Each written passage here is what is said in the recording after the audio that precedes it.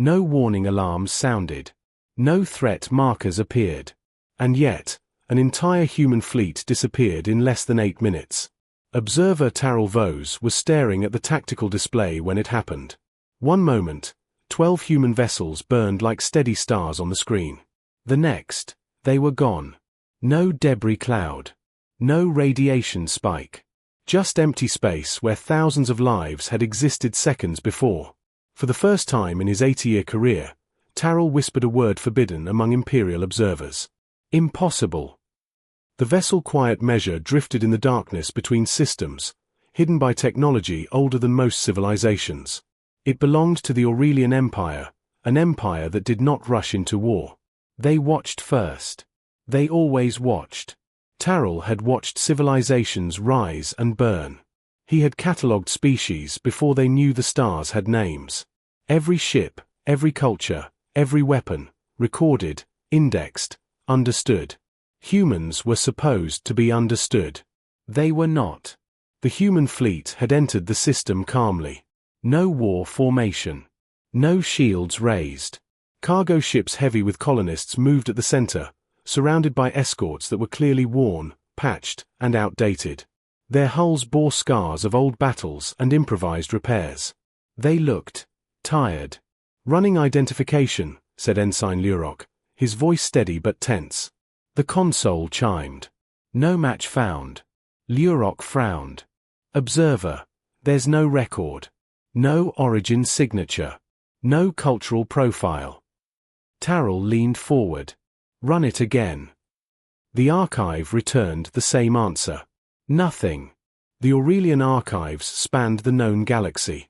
Every spacefaring species was there. Even lost ones. Especially lost ones. These humans were not. Before Taral could process the anomaly, another alert pulsed through the bridge. New contacts. This time, he did not need the archive to tell him who they were. The Kraith. Living warships. Predators that stripped worlds bare. They did not conquer. They erased. The Empire had fought them for centuries, and even victory came at unbearable cost. 34 Kraith vessels poured into the system like a wound opening in space. The humans reacted instantly. Their formation tightened. Escorts moved outward. The colony ships fell back, engines straining. They see them, Lurok said quietly. Taral already knew. Human communications filled the channel. No panic. No screaming. Just fast, clipped voices. Civilian ships retreat Vector 6. Ammo redistribution complete. We hold them here. Hold them. Taral's claws curled slowly. They're not running, Lurok said. No, Taral replied. They are choosing. One human ship moved forward alone. Smaller than the rest. Scarred. Its hull markings were faded, hand-painted rather than stamped. A voice cut through the static. All units, this is Commander Elias Rook of the escort vessel Ashfall. Colony ships jump on my mark. We buy you time. A pause. Then softer voices replied. Copy. For the families. We're with you. The Kraith attacked without ceremony. Organic lances tore through space, melting shields and armor alike. The Ashfall surged forward, weapons firing wildly, its guns crude but relentless. Missiles detonated against Kraith hulls, tearing living flesh from bone. The humans knew their weapons were weaker. They used them anyway. The first human ship died screaming, torn apart in seconds. The second lasted longer, rotating its burning hull to block fire aimed at the colony ships. The third rammed. Taral's eyes widened as the human vessel drove itself straight into a Kraith cruiser. The impact detonated both reactors in a blinding flash. They're self-terminating, Lurok whispered. No, Taral said slowly. They're choosing how they die. The humans fought like time itself was their weapon. Each second bought meant another jump calculation completed. Another civilian ship aligned. Another chance. The Kraith adapted quickly. They always did. They ignored the escorts. They surged past them. Colony ships are exposed, Lurok said urgently. Human voices changed then. Still calm. Still controlled. But heavier. Colony 1, jump now. Colony 2, jump now. Go. Go. One colony ship vanished into hyperspace. Then another. A third. The escorts did not cheer. They pressed forward. The Kraith surrounded them completely now. Acid fire tore through human hulls. Life support failed. Fires spread. Still, the humans advanced. Tyrell watched a damaged escort vent atmosphere as its captain manually overloaded the engines, slamming into another Kraith ship. The explosion erased both. Minutes passed. Then silence. The last human escort flickered on the screen, drifting, broken. Its engines failed. Its weapons gone. A single transmission escaped before it died. We held. Then nothing. The system went quiet. The Kraith did not pursue the fleeing colony ships. They never did. They hunted resistance, not survivors. When they left, all that remained was empty space and cooling radiation. Tyrell stared at the void where the human fleet had been. Unregistered. Unprepared. Gone. Observer, Lurok said softly. Should we file them as extinct? Tyrell did not answer immediately. He replayed the footage. Again. And again. The humans had known they would die. They fought anyway. No, Tyrell said at last. We file them as unknown. He paused, then added something no observer had ever written before. And unfinished. Far beyond the Empire's borders, beyond charts and records, human receivers lit up. A distress ping echoed through the dark. And something ancient, vast, and very awake heard it. The Aurelian Empire did not believe in ghosts. Every signal had a source. Every anomaly had an explanation. Every loss could be measured. That belief shattered 3 cycles after the human fleet vanished. Observer Tyrell Vose was alone on the bridge when the alert appeared. It was not loud. It was not urgent. Just a soft pulse of light on the long-range receiver, almost polite in how it asked for attention. He ignored it at first. Then it repeated. Same frequency. Same pattern. Again and again. Tyrell frowned and activated the display. What are you? He murmured. The signal was weak. Fading. Old. It did not originate from hyperspace lanes or known relays. It came from the dead system. From the exact coordinates where the human fleet had been erased. That's impossible, Tyrell said aloud. There should have been nothing left. No powered systems. No intact hulls. No survivors. He ran a deep scan. The signal resolved into something painfully simple. A distress call. Translated automatically by the Imperial Linguistics Core, the message repeated in broken intervals. Life pod active. Oxygen critical. Request recovery. Tyrell felt something tighten in his chest. They survived, he whispered. Against protocol, against orders, against centuries of tradition, Tyrell broke silence and opened a priority channel to Imperial Command.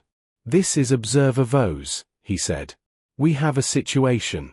A human distress signal is active in the previous engagement zone. The reply came quickly, sharp and cold. Clarify. A survivor, Tyrell said. Possibly civilian. Possibly military. Unknown. Silence followed. Then the voice returned, slower now. Recover the source. Do not awaken the occupant. Full observation only. Aurelian retrieval drones reached the wreckage hours later. What they found made no sense. The life pod was human-made, but heavily modified.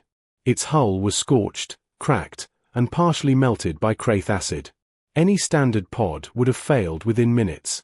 This one had endured for cycles. Its power core was unfamiliar. Not elegant like Aurelian design. Not organic like Kraith. It was layered, reinforced, patched together from different technologies. Improvised. Stubborn. Inside the pod, one life sign flickered weakly. A child. Medical officers stared in silence as the pod was opened aboard the quiet measure. The occupant was small, curled tightly in cryogenic suspension. Human. Female. Barely 6 cycles old. Her clothing was simple. Her hands were clenched into fists even in sleep. Around her neck hung a metal tag, scratched and worn. Name, a medic read quietly. Lena Rook. Tyrrell froze.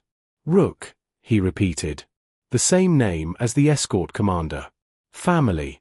The medics stabilized the pod and moved it to secure containment. Imperial command issued strict orders. The child was to be observed, studied, but not awakened until further notice. Tyrrell disagreed silently. Because the second signal arrived less than a day later. This one did not whisper. It roared. Across listening posts at the edge of known space, receivers overloaded as a transmission unlike anything recorded flooded the void. It did not use known hyperspace bands. It bent them. It did not announce itself. It demanded attention. Translation engines struggled, then locked in.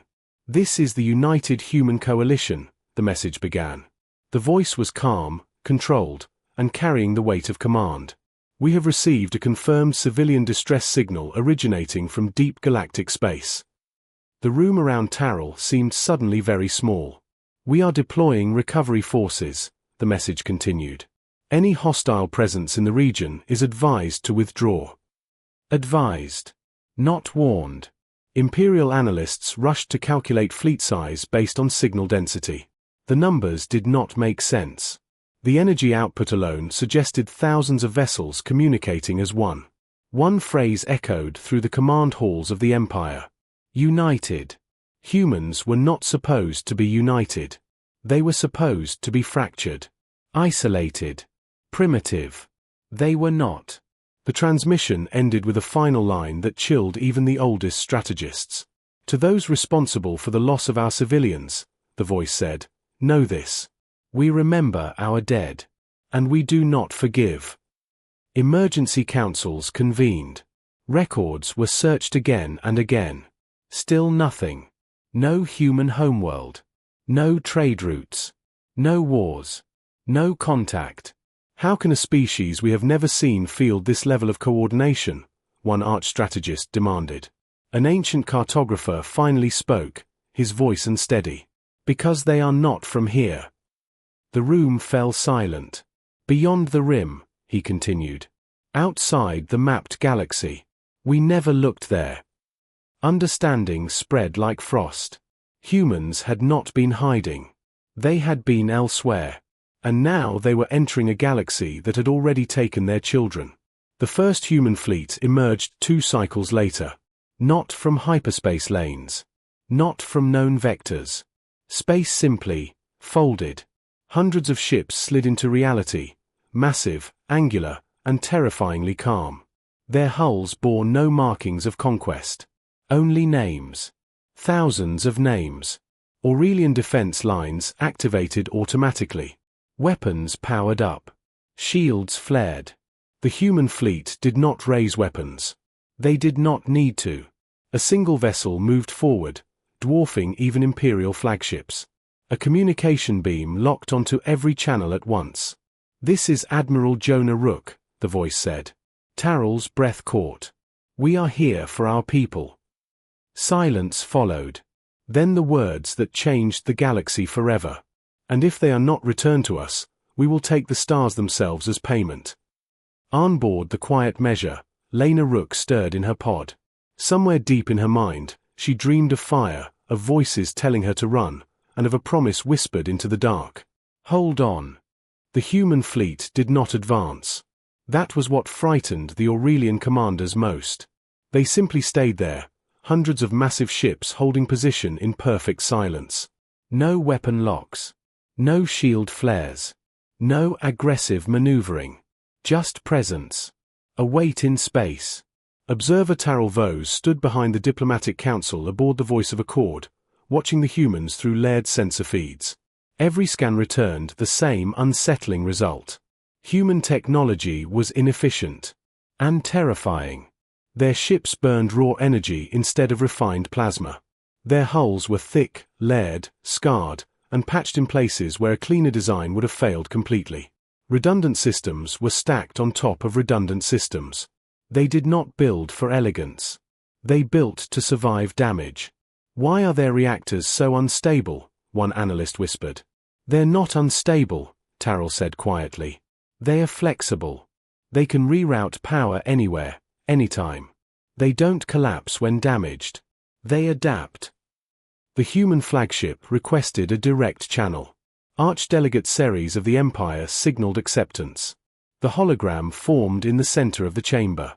Admiral Jonah Rook appeared. He looked older than his species average, his face lined not by age alone but by responsibility. His uniform was simple. No gold. No ceremony. Just a single emblem at his chest.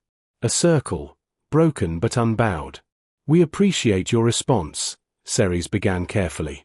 "The Aurelian Empire did not engage your fleet. We observed only." Rook's eyes hardened, but his voice remained calm. "You watched children die."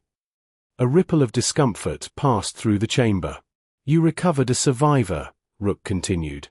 "A child named Lena Rook." Several delegates turned toward Tyrrell in shock. "How do you know this?" Ceres demanded. Rook did not smile.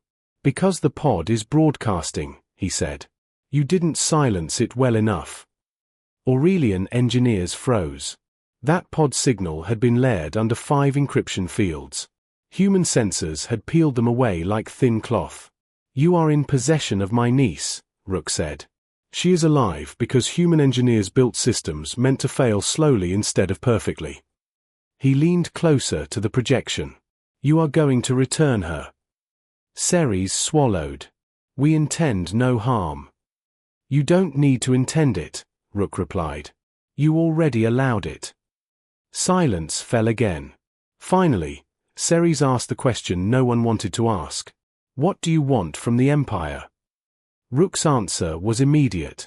"Nothing," he said. "We are not here to conquer. We are not here for territory. We are here to collect our people and eliminate the threat that killed them." "The Kraith are a galactic problem," Ceres said quickly. "Even we have struggled." "I know," Rook interrupted. "That's why you survive them." The delegates stiffened. "You contain them," Rook continued. "Redirect them. Use them. You don't finish them because they serve a purpose." Tyrrell felt cold. That accusation was uncomfortably accurate. "We finish our threats," Rook said. A data stream suddenly flooded the chamber. Battle recordings. Human battles. But not losses. Victories. Small, scattered human groups facing Kraith incursions at the edges of unknown space. Improvised traps. Gravity weapons built from mining equipment. Ships detonating captured Kraith biomass from the inside. Humans turning predators into bombs. "How?" one delegate whispered. Rook answered calmly. "We lost worlds," he said. "We lost colonies. So we stopped fighting fair. We studied them. Learned how they think. What they fear." The recordings shifted. Kraith ships hesitating. Breaking formation. Retreating. They learned fear. Tyrrell murmured. "Yes," Rook said, hearing him. "Because humans don't fight to win battles. We fight so the next battle is easier." The Empire had no response to that. The transmission ended shortly after. Coordinates were exchanged. The Empire agreed, reluctantly, to return the child. Lena Rook woke as the human medical team lifted her from the pod. She did not scream. She did not cry. She asked one question. "Did they hold?" The medic paused, then nodded. "Yes," he said. "They held." Her eyes closed again. Outside, human ships began to move. Not toward the Empire. Away. Toward the Kraith territories. Scouts reported human vessels breaking apart mid-flight, reconfiguring into new forms. Modular sections separating, recombining, adapting for combat environments on the fly. They were not fleets. They were ecosystems.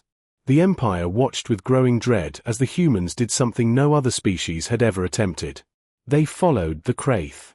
into their breeding zones, into regions even the Empire avoided. Why go there? Ceres asked Tyrell. Tyrell did not look away from the screen. Because humans don't ask where the line is, he said. They ask who crossed it. A final human message was broadcast openly across known space. To all civilizations, Admiral Rook announced. We are not your enemy. But if you protect ours, we will protect yours. If you abandon them, we will remember. The message ended with a simple human phrase, one the translators struggled to interpret fully. We do not leave our people behind. The human fleet vanished into the dark. Behind them, the Empire was left with a truth it could not archive away. Humanity had entered the galaxy, and they were not done. The Kraith had never known fear. They were born into hunger, shaped by violence, and driven by instinct older than most stars. For thousands of cycles, they had moved through the galaxy like a natural disaster. You did not fight them. You endured them or you vanished. Until the humans followed them home. Imperial long-range sensors struggled to track the human fleet once it entered Kraith-controlled space. The region was thick with biosignals, radiation storms, and gravitational scars left by centuries of consumption. Even Aurelian probes avoided it. Human ships did not slow. They changed. Hull sections detached and folded inward. Massive vessels broke apart into smaller, faster units that flowed through the chaos like schools of metal fish. Some ships powered down completely, drifting dead and cold among the debris. The Kraith took the bait.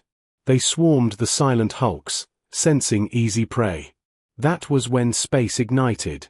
Human vessels flared to life from every direction. Mines detonated inside Kraith formations, triggered by biological signatures rather than energy output. Gravity traps collapsed localized space, tearing living ships apart from the inside. The Kraith screamed. Imperial observers recorded something unprecedented. Kraith formations broke. They scattered. They're retreating, a strategist said in disbelief. No, Tyrell Vose corrected softly. They are panicking. Human weapons were not superior in raw power. They were clever. Every engagement forced the Kraith to adapt faster than their biology allowed. When they hardened hulls, humans switched to resonance weapons. When they spread out, humans collapsed space between them. Every loss made the next fight worse for the Kraith. The humans were learning. Worse, they were teaching. Across the galaxy, small civilizations watched human broadcasts carefully. Tactics were shared openly. Weak points revealed. Survival manuals distributed in simple language, translated automatically.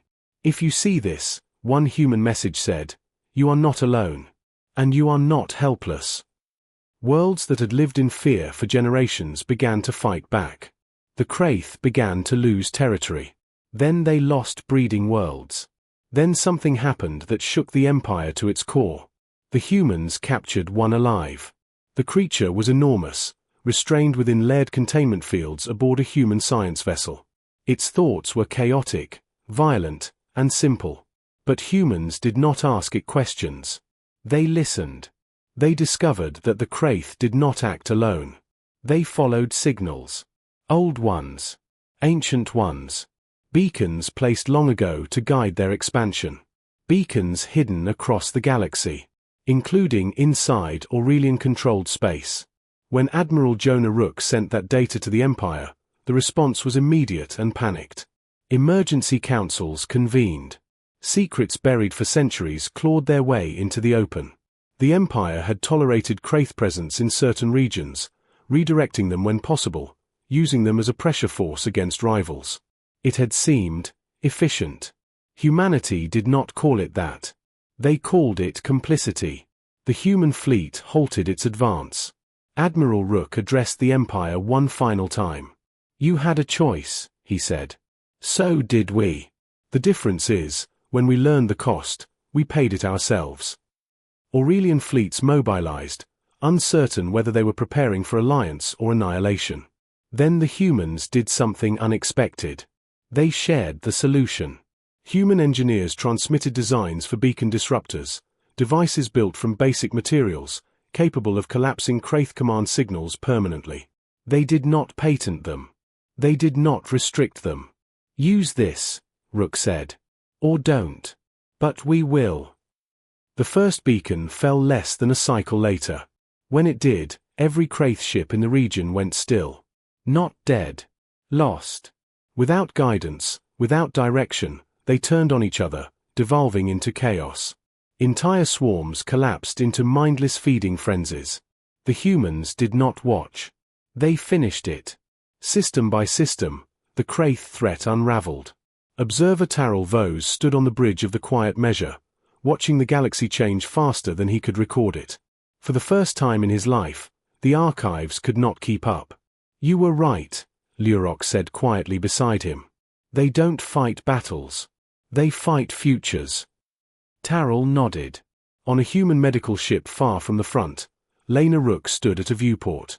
She was wrapped in a blanket too large for her, watching stars drift by. They really held, she said softly.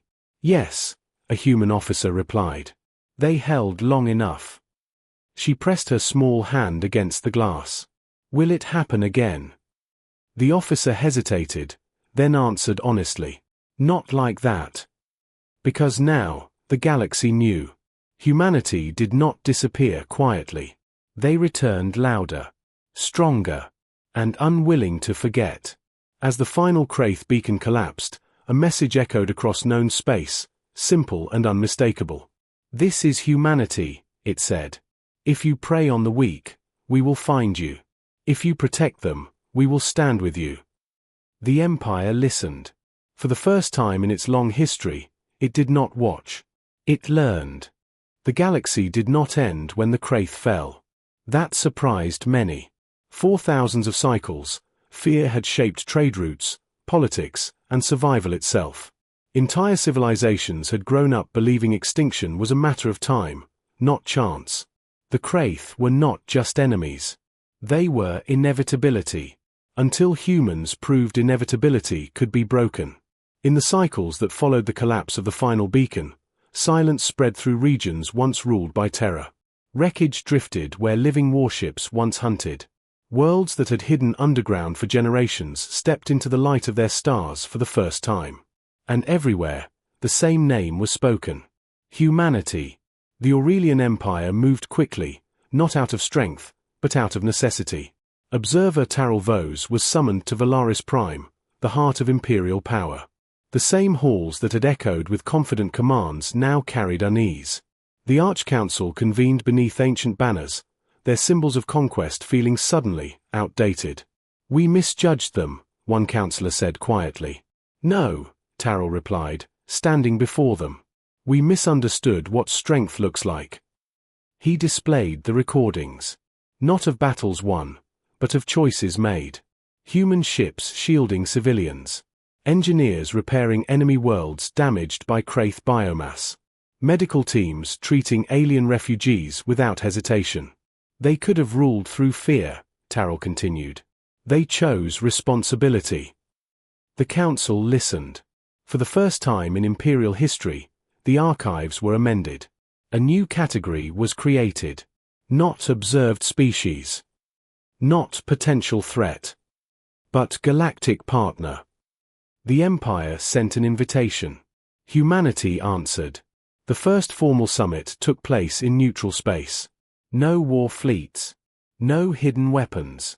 Just ships meeting as equals. Admiral Jonah Rook arrived not in a flagship, but in a mid-sized carrier marked with hundreds of names etched along its hull. What is that? A delegate asked. Our dead, Rook replied. We carry them with us. Negotiations were brief. Humans did not demand tribute. They did not claim territory. They asked for transparency. For shared warning systems. For a promise that no civilization would ever again be left to die in silence while others watched.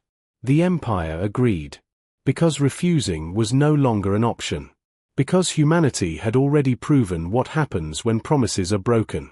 On a quiet human world far from the summit, Lena Rook stood beneath an open sky. She was older now. Still quiet, but no longer fragile. A memorial stretched across the hill behind her. Simple stone. Thousands of names. The escorts. The colonists. The ones who held. Her uncle stood beside her. They saved a lot of people, she said. Yes, Jonah Rook replied. They saved the galaxy. She looked up at the stars. Will they remember them? He smiled softly. They already do. Across the galaxy, human designs spread. Not weapons, but systems. Early warning arrays. Refuge corridors. Emergency jump beacons coded in universal logic. When danger rose anywhere, humans answered. Not alone. Together.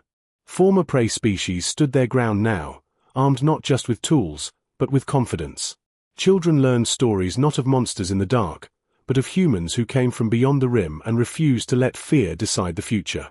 Observer Taral Vose returned to his ship one final time. He stood at the viewport, watching human vessels move through space that once belonged only to empires and predators. He began his final report. Humanity, he recorded, is not defined by its weapons, nor its fleets, nor its victories. It is defined by what it refuses to abandon.